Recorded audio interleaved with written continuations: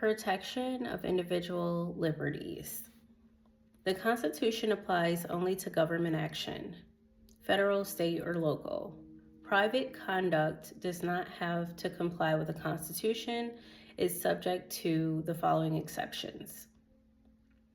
So the Constitution will apply to private conduct where, one, it's an exclusive public function, so a private entity performs a task traditionally performed by the government, so this is a narrow exception.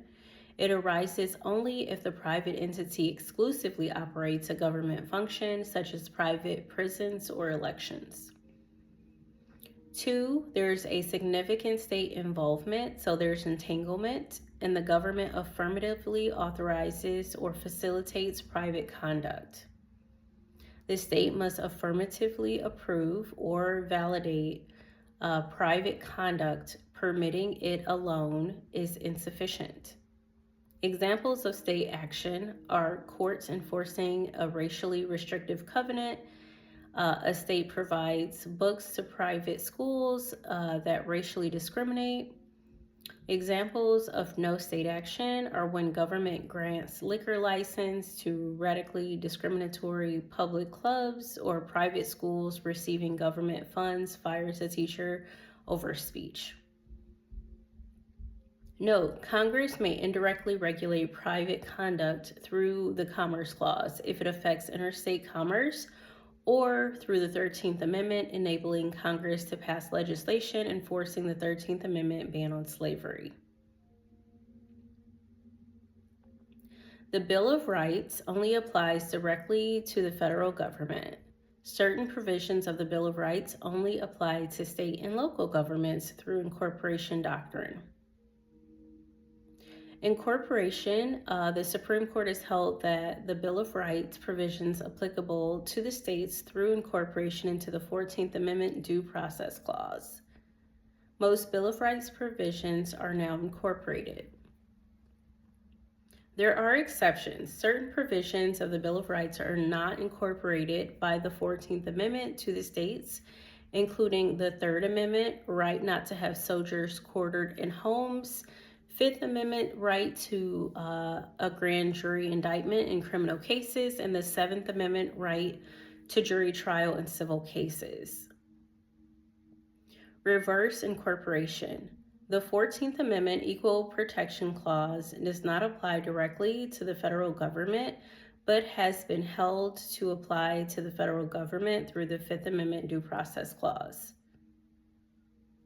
The 13th, 14th, and 15th Amendment each contain an enabling clause authorizing Congress to adopt appropriate legislation to enforce the rights these amendments guarantee. 13th Amendment, prohibition on slavery and involuntary servitude. Congress can adopt legislation prohibiting any private racially discrimination that constitutes a badge or incitement of slavery. Congress can pass a law prohibiting employers from discriminating in hiring on the basis of race. No state action is required. The 13th Amendment applies to private actions by its terms. The 14th Amendment prohibits states from depriving any person of life, liberty, and property without due process and equal protection. Congress cannot adopt legislation to enforce rights and guarantees, but may not expand existing or create new constitutional rights. Requirements: a law passed pursuant to the 14th Amendment must, 1, point to the history and pattern of state violation of rights, and 2, be proportionate and congruent to solving the violation. The 15th Amendment prohibits state and federal governments from denying any citizen the right to vote on the basis of race or color. This can be limited by other constitutional principles, and it's much less likely to appear on the state bar. Levels of scrutiny. Courts use 3 tests to analyze the constitutionality of government acts under substantive due process and equal protection. You want to memorize these tests verbatim. The rational basis is a law will be upheld if it is rationally related to a legitimate government purpose.